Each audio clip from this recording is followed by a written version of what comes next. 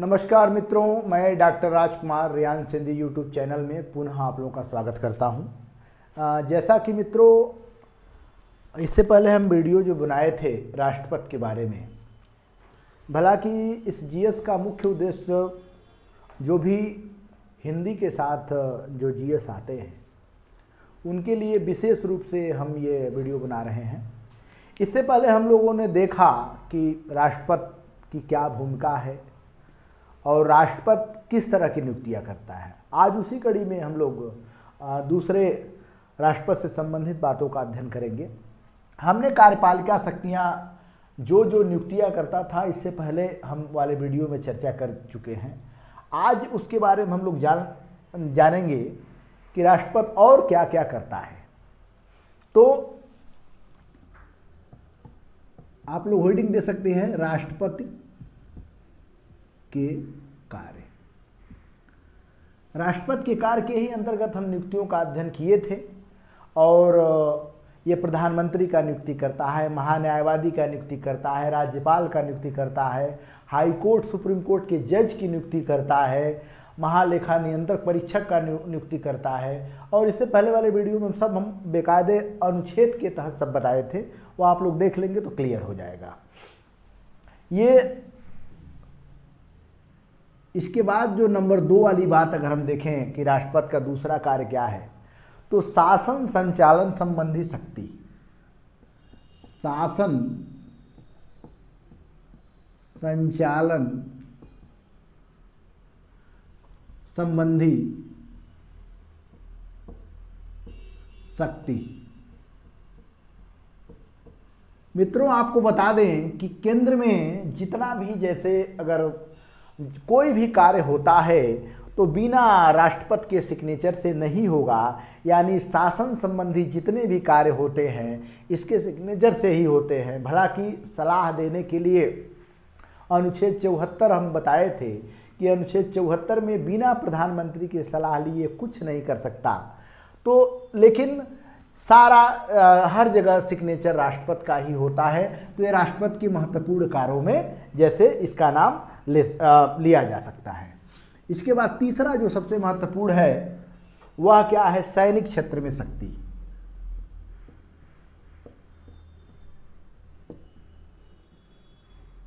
क्षेत्र में शक्ति, यह मित्रों बता दें कि हमारे जो भारत में जितनी भी तरह की सैन्य शक्तियां या सैनिक शक्ति है, जैसे मुख्य रूप से थल, वायु और जल, ये 3 तरह के क्या बोलते हैं सैनिक हमारे देश में पाए जाते हैं। और थल, वायु, जल तीनों का जो मुख्य पावर होता है वह राष्ट्रपति के हाथों में निहित होता है। यानी राष्ट्रपति जो है, जो सैन्य संचालन का सबसे बड़ा केंद्र, यानी सारा पावर उसके हाथ में होता है। जितने भी इसके थल सेना या जल सेना के जितने भी बड़े अधिकारी होते हैं या चीफ होते हैं, बिना इसके सलाह से कोई काम नहीं कर सकते हैं। अब इसके बाद हम लोग देखते हैं विधायी शक्ति। विधायी शक्ति, देखिए विधायी शक्ति का मतलब मित्रों ये होता है कि जब, ध्यान रखिएगा, जब संसद के दोनों सदन की, विधायी शक्ति का मतलब क्या होता है कि जब संसद के दोनों सदन की, सदन मित्रों मतलब क्या हुआ, सदन मतलब ब्रैकेट में लिख लेना, लोकसभा प्लस राज्यसभा, ठीक है। संसद में दोनों सदनों की, लोकसभा और राज्यसभा, लोकसभा राज्यसभा की जब संयुक्त बैठक होती है, याद रखिएगा मित्रों, संयुक्त बैठक, इसकी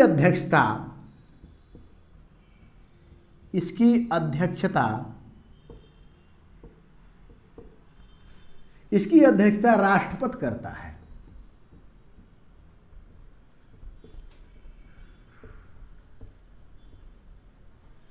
मित्रों ध्यान रखिएगा कि संसद में 2 तरह की बैठक होती हैं। एक लोकसभा की जो बैठक होती है, अगर एकल बैठक होती है, तो एकल बैठक में अगर लोकसभा की बैठक अगर होगी तो उसका जो अध्यक्ष उस समय रहेगा, लोकसभा अध्यक्ष जो होता है उसके हाथ में अध्यक्षता होती है। अगर राज्यसभा की अकेले में बैठक होती है तो सभापति बोले तो उपराष्ट्रपति इसका संचालन करता है।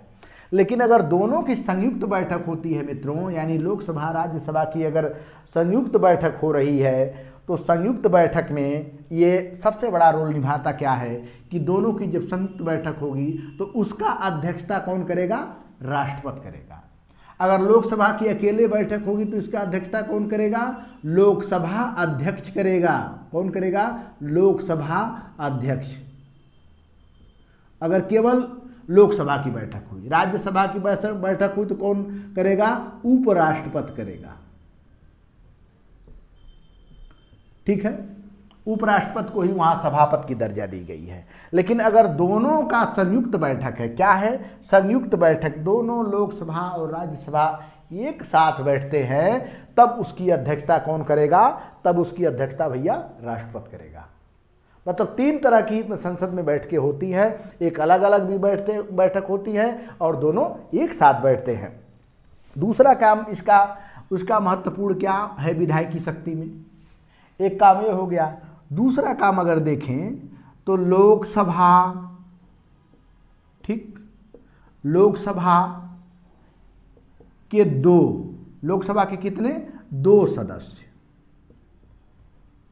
ठीक है, और राज्यसभा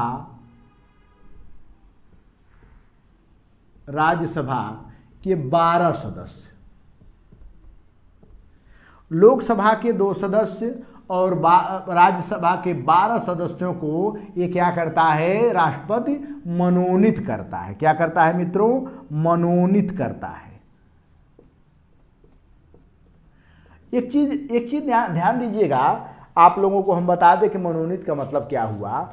जो राज्यसभा के 12 सदस्यों की जो ये नियुक्ति होती है, लोकसभा के 2 सदस्यों की जो ये डायरेक्ट उसका यह क्या बोलते हैं, सदस्य को मनोनीत कर लेता है, चुन लेता है, और इसमें कोई योग्यता की जरूरत नहीं है, बशर्ते राज्यसभा में आने वाले, पहले तो फिल्मी दुनिया में नहीं दिया जाता था, लेकिन अब तो आप लोग देखे होंगे सचिन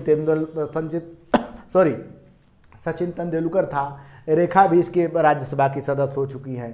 पहले क्या था कि कोई वैज्ञानिक हो, साहित्यकार हो, कलाकार हो, अब तो मतलब ऐसा कोई नहीं है। अभी देख रहे होंगे कि एक उच्चतम न्यायालय का जो वरिष्ठ जज था, मुख्य न्यायाधीश था, सुप्रीम कोर्ट का मुख्य न्यायाधीश, वो भी राज्यसभा का सदस्य बन गया। तो अब जैसे एक तरह से देखा जाए तो खिलवाड़ ही हो रहा है। लेकिन नियमावली ये है कि राज्यसभा के जो 12 सदस्य होंगे वह कहीं ना कहीं साहित्य, कला, संस्कृत प्रेमी या अन्य सामाजिक कार्यों में जुड़े होंगे, तो उनका जो है कि क्या बोलते हैं, ये चयन करेगा, मनोनीत करेगा, यानी उनको कोई चुनाव लड़ने की जरूरत नहीं है, और उसके बाद ये डायरेक्ट मनोनीत कर देगा। सी अगर लें, अगर तीसरा विधायकी शक्ति की अगर बात करें, तो कोई भी कानून यदि बनता है, जैसे लोकसभा राज्यसभा दोनों मिलकर कोई कानून बनता है, तो ये राष्ट्रपति का सिग्नेचर होता है। क्या होता है? राष्ट्रपति का हस्ताक्षर होता है। कोई कानून अगर बनता है तो राष्ट्रपति का हस्ताक्षर होता है। ठीक है, अब होता क्या है कि कभी कभी वह राष्ट्रपति हस्ताक्षर करता है और कभी कभी नहीं करता है, तो निषेधाधिकार भी इसके पास प्राप्त है। यह चाहे तो कह सकता है पुनर्विचार के लिए छोड़ देगा कि आप दोनों सदन पुनर्विचार करें, तो निषेधाधिकार भी इसे प्राप्त है। लेकिन मित्रों, आप लोगों को बता दें कि अंततः बेचारा मजबूर है, क्योंकि राष्ट्रपति की सलाह पे इसको सारा काम पीएम की सलाह पे सारा काम करना है, इसलिए निषेधाधिकार तो प्राप्त है, लेकिन उसका प्रयोग डर के मारे कोई राष्ट्रपति नहीं करते हैं। ठीक है, आगे देखते हैं मित्रों। इसके बाद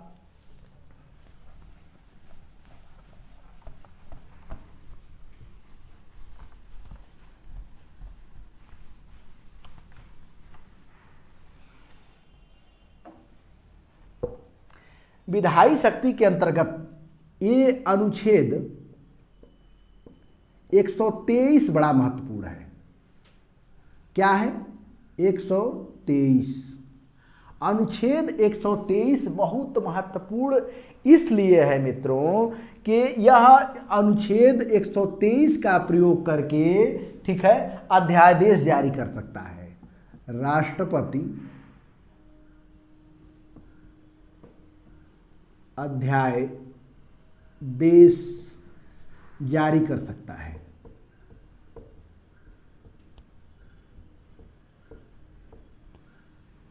अब इसका मतलब मित्रों क्या हुआ कि जैसे कभी कभी होता है कि प्रधानमंत्री किसी विपदा में मर गया, हालांकि मरता नहीं है, ऐसा सौभाग्य नहीं है, मरते लोग नहीं हैं, लेकिन अगर मर गया उस समय क्या होगा कि अभी मंत्रिमंडल का सही से चुनाव नहीं हुआ है, या प्रधानमंत्री कोई ऐसा काम कर रहा है जो राष्ट्रपति को ये लग रहा है कि ये काम नहीं होना चाहिए, तो अपने वह विवेकानुसार 123 अनुच्छेद का प्रयोग करके राष्ट्रपति अध्यादेश जारी कर देगा, और जो संसद में के कानून बनते हैं उसी तरह यह कानून बन के जो है कि पूरे भारत में काम करेगा।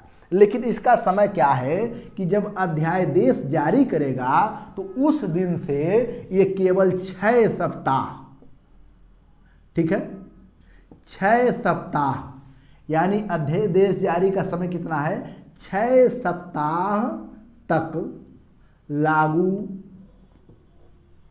रहता है। ठीक है, मतलब 6 सप्ताह ही तक ये जो क्या बोलते हैं राष्ट्रपति का यह जो अध्यादेश जारी करता है, जिस दिन से जारी करता है अधिकतम 6 सप्ताह तक ही यह काम, मतलब ये क्या बोलते हैं, इसके पास ये ताकत है कि 6 सप्ताह तक के लिए अध्यादेश जारी कर सकता है। राष्ट्रपति को एक चीज और देखे जाए जो न्यायिक शक्ति प्राप्त है, न्यायिक शक्ति बहुत महत्वपूर्ण है। न्यायिक शक्ति, ठीक है, न्यायिक शक्ति में अनुच्छेद 72 कह रहा है, अनुच्छेद 72 न्यायिक शक्ति के मामले में अनुच्छेद 72 कह रहा है कि अगर किसी को मृत्युदंड है, क्या है, किसी को मृत्युदंड मिल गया है मित्रों, मृत्युदंड मिल गया है, आजीवन कारावास मिल गया है, आजीवन कारावास, अगर किसी को भी मृत्युदंड मिल गया है, आजीवन कारावास मिल गया है, तो राष्ट्रपति के हाथ में इतना पावर है कि वह अनुच्छेद 72 का प्रयोग करके यह मृत्युदंड को समाप्त कर देगा या आजीवन कारावास को कम कर देगा। मानो आजीवन के स्थान पे 10 साल कर लेगा, 5 साल कर देगा, या पूरा समाप्त भी कर सकता है। अभी आप लोगों ने देखा था कि दिल्ली वाला निर्भया कांड जब हुआ था तो राष्ट्रपति के पास एक याचना की गई थी कि उन लोगों को मृत्युदंड न दिया जाए, लेकिन राष्ट्रपति ने मृत्युदंड जारी रखा। यानी कहने का मतलब यह है कि यह न्यायिक शक्ति में, अब समझ लीजिए सुप्रीम कोर्ट का जो मुख्य जज है उसने किसी को कह दिया कि फांसी देना है इसको, लेकिन अगर वह राष्ट्रपति चाह रहा है कि नहीं इसको फांसी दिया जाए तो फांसी नहीं दिया जा सकता है, ये अनुच्छेद 72 में लिखित है। यानी न्यायिक शक्ति कितना बड़ा पावर है कि किसी का यह मृत्युदंड तक कम कर सकता है। अच्छा, इसके बाद मित्रों राष्ट्रपति की जो सबसे बड़ा, जिसका वह बार बार मतलब प्रयोग होता रहता है, बड़ा महत्वपूर्ण है, वह क्या है कि संकटकालीन शक्तियां।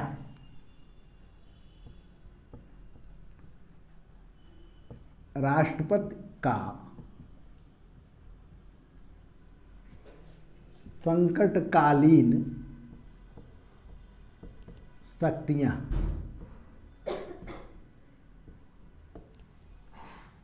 राष्ट्रपति का संकटकालीन शक्तियां।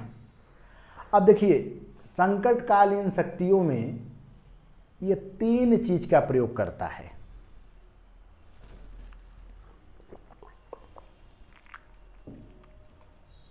ठीक, 3 चीज का प्रयोग किसका किसका करेगा। अब प्रश्न ये उठ रहा है कि किसका किसका प्रयोग करेगा। सबसे पहले मित्रों ये अनुच्छेद, ठीक है, अनुच्छेद 352, अनुच्छेद 352 में लिखा है आपातकाल की घोषणा, आपातकाल की घोषणा।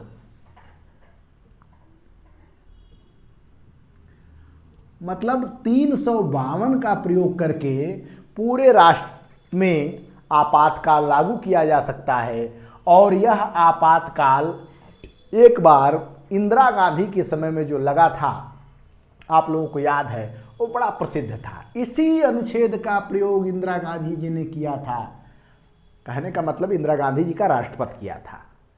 अभी आप लोग को हम 74 में बताए हैं कि भाई जो भी राष्ट्रपति कर रहा है वो राष्ट्रपति नहीं है, वह सबका प्रधानमंत्री कर रहा है। तो ये जो इंदिरा गांधी के समय में आपातकाल लागू हुआ था, इसी 352 का प्रयोग हुआ था। अच्छा, इसके बाद एक है अनुच्छेद 356। ठीक है, 356 में क्या है? राज्य में राष्ट्रपति शासन। राज्य में राष्ट्रपति शासन लागू करना। मतलब ये 356 क्या कहता है मित्रों कि अगर यह देखता है राष्ट्रपति की किसी राज्य में, जैसे मान लीजिए उदाहरण तौर पे कि अब क्या बोलते हैं, यूपी में ही ले लीजिए, उत्तर प्रदेश में, ठीक है, उत्तर प्रदेश में मान लीजिए कि ये जो 400 जो सीटें हैं उदाहरण तौर पे, अब किसी को 180 मिल गया, अगला को भी 180 मिल गया, ठीक है, या इसको मान लीजिए कि इसको 70 मिल गया, इसको 180 मिल गया, ठीक है, और एक को क्या बोलते हैं, जैसे एक को 45 मिल गया, एक 7 मिल गया। अब यहाँ जो है कि क्या बोलते हैं, दोनों लड़ाइयाँ आपस में कर रहे हैं इनके लिए, और ये जब लड़ाइयाँ कर रहे हैं तो ये सोच रहे हैं कि हमारे में आ जाए, वो सोच रहे हैं हमारे में आ जाए, और दोनों को कोई न कोई अपनी पार्टी बना ले, यानी मुख्यमंत्री कोई हमारे पार्टी का बन जाए, कोई हमारे पार्टी का बन जाए। अब यहाँ अगर राष्ट्रपति देखता है कि यहाँ किसी राज्य का कंडीशन अच्छा नहीं है, तो क्या करता है, वह इसी शक्ति का प्रयोग करता है, कहता है तुम लोग लड़ो और हम उसका प्रयोग करेंगे। तो ये क्या करता है, राष्ट्रपति शासन लागू कर देता है। और राष्ट्रपति शासन लागू कर देगा मित्रों, तो सारा मुख्यमंत्री का पावर खत्म हो जाता है, सीधे राज्यपाल के हाथ में पावर आ जाता है, क्योंकि राज्यपाल की नियुक्ति तो राष्ट्रपति किया है 155 अनुच्छेद के तहत। तो अब राष्ट्रपति शासन का मतलब ये हो गया कि राष्ट्रपति सीधे उस राज्य में शासन करने लगता है। और यह कब करता है, 356 में।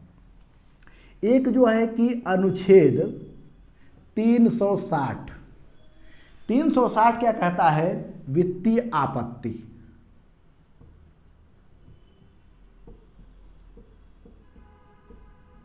आपातकाल,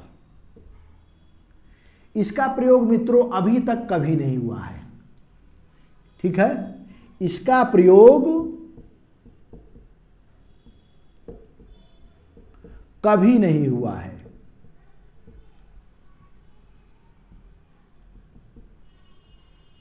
किसका, ये 360 का, क्योंकि लिखा है वित्तीय आपातकाल। मतलब संविधान में ये भी नियम है कि भारत में अचानक धन खत्म हो गया, कोई बहुत बड़ी विपदा आई, धन खत्म हो गया, तो धन जब खत्म हो जाएगा तब यह क्या बोलते हैं, वित्तीय आपात लागू होगा। तो हमारे भारत में धन की तो कोई कमी ही नहीं है, वो तो मूर्खों की वजह से बेरोजगारी और समस्याएं बढ़ती हैं। लेकिन सही बात है, किसी धन की कमी नहीं है, क्योंकि हमें प्रकृति ने सब कुछ दिया है, धन धान्य सब कुछ दिया है, केवल कुछ मूर्खों की वजह से बेरोजगारी, भ्रष्टाचारी ये सब बढ़ता है। लेकिन सही बात है कि वित्तीय काल हमें लग रहा है ना आज तक लागू हुआ है, ना भविष्य में कभी लागू होगा, यानी 360 अनुच्छेद आज तक इसका कभी प्रयोग नहीं किया गया है। अब एक नया प्रश्न बनता है कि जब राष्ट्रपति के हाथ में ये भी पावर है, ये भी पावर है, ये भी पावर है, तो कहीं ऐसा ना हो जाए कि राष्ट्रपति तानाशाह हो जाए। तो हमें मित्रों राष्ट्रपति के संकटकालीन शक्तियों का मूल्यांकन करना चाहिए कि आखिर में ये संकटकालीन शक्तियां जो मिली है, ठीक है, इस संकटकालीन शक्तियों में पक्ष और विपक्ष में क्या क्या भूमिका हो सकती है। तो आप लोग हेडिंग दीजिए, राष्ट्रपति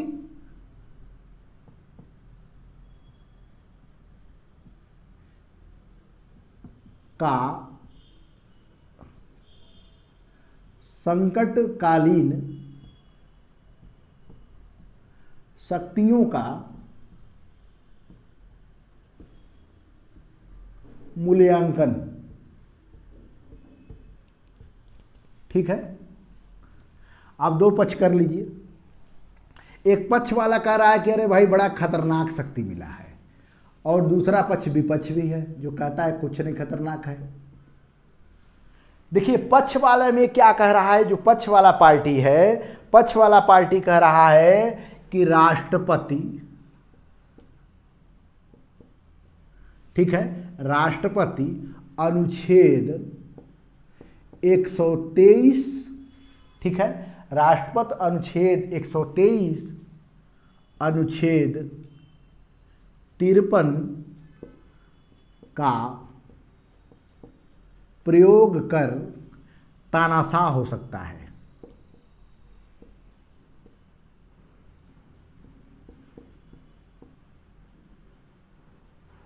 ठीक, अब देखिए 53 में मित्रों क्या है कि 53 में ये कहा गया है कि जो जितना भी कार्यपालिका की शक्तियां होगी वह राष्ट्रपति में निहित होगी, जितना कार्यपालिका शक्ति होगी। अभी अनुच्छेद 123 कह रहा है कि राष्ट्रपति प्रधानमंत्री से भी ऊपर है, लोकसभा राज्यसभा सबसे ऊपर है। यदि 123 का प्रयोग कर दिया जो राष्ट्रपति, तो चाहेगा तो 6 ही हफ्ता में अपने विरोधियों को समाप्त कर देगा। अच्छा, फिर एक और लोग हैं जो कहते हैं कि 356 अनुच्छेद 356, ठीक है, 356 क्या था, राष्ट्रपति शासन। 356 का प्रयोग करके, ठीक है, यह चाहे तो किसी राज्य के विरोधी पार्टी को यह पूर्ण रूप से समाप्त किया जा सकता है। भला कि ऐसा प्रयोग देखा गया है, जब जिसका केंद्र में सत्ता रहता है वह चाहता है कि विधायक को खरीद कर और अपने पक्ष में डालकर, और विधायक नहीं खरीद पाते हैं तो क्या करते हैं, 356 लागू करा देते हैं। ऐसा अभी 2-4-5 साल में अभी हुआ है। तो यह 356 यानी जिसमें राष्ट्रपति शासन की व्यवस्था की गई है, राष्ट्रपति शासन कहाँ करेगा, राज्य में करेगा। ठीक है, तो राष्ट्रपति शासन जब राज्य में लागू होगा तो डर है कि कहीं विपक्षी दल, कहीं विरोधी दल को पूर्ण रूप से समाप्त न कर दे। अब ये पक्ष वाला तर्क है जो राष्ट्रपति का मूल्यांकन कर रहा है कि भैया 123 का प्रयोग करके अध्यादेश जारी कर देगा, 153 का प्रयोग करके क्या करेगा कि कार्यपालिका की शक्ति हाथ में सब इसके है, और 356 का प्रयोग करके चाहे तो यह पूरा संविधान तहस नहस कर सकता है। अब विपक्ष वाला देखिए मित्रों क्या है, यह 53 तो कह रहा है कि राष्ट्रपति की सारी शक्तियां इसमें निहित होगी, लेकिन यहीं पे मित्रों क्या है, अनुच्छेद 74, विपक्ष वाले कहते हैं कि अनुच्छेद 74 में स्पष्ट कहा है, ठीक है, कि राष्ट्रपति के कार्यपालिका के जितने भी कार्य होंगे पीएम के सलाह पर, पीएम के सलाह पर, पीएम के सलाह पर ही राष्ट्रपति कार्य करेगा।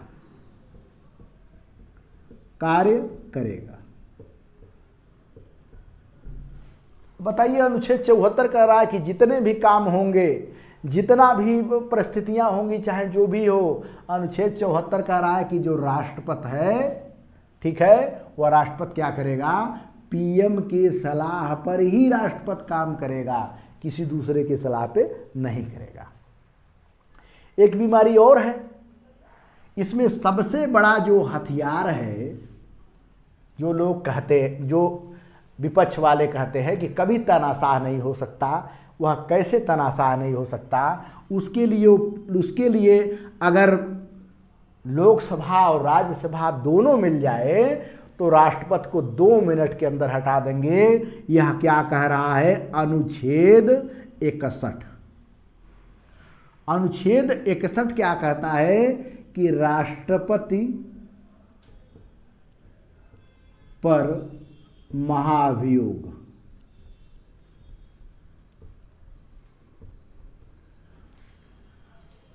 अनुच्छेद 61 कह रहा है कि अरे राष्ट्रपति की ऐसी की तैसी, राष्ट्रपति की ऐसी की तैसी मतलब क्या? अगर लोकसभा, कौन, लोकसभा या राज्यसभा, लोकसभा या राज्यसभा, ठीक है, चाहे लोकसभा हो चाहे राज्यसभा, किसी भी सदन के सदस्य, सदन के सदस्य कुल संख्या,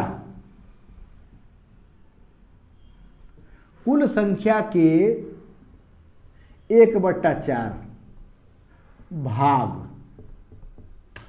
ठीक है, कुल संख्या के लोकसभा या राज्यसभा किसी भी सदन के सदस्य कुल संख्या के 1/4 भाग, ठीक है, 1/4 भाग, 1/4 भाग सदस्य मिलकर, ठीक है, 14 दिन पूर्व लिखित सूचना, याद रखिएगा, लिखित सूचना, लिखित सूचना देकर, ठीक है, लिखित सूचना देकर महाभियोग, महाभियोग,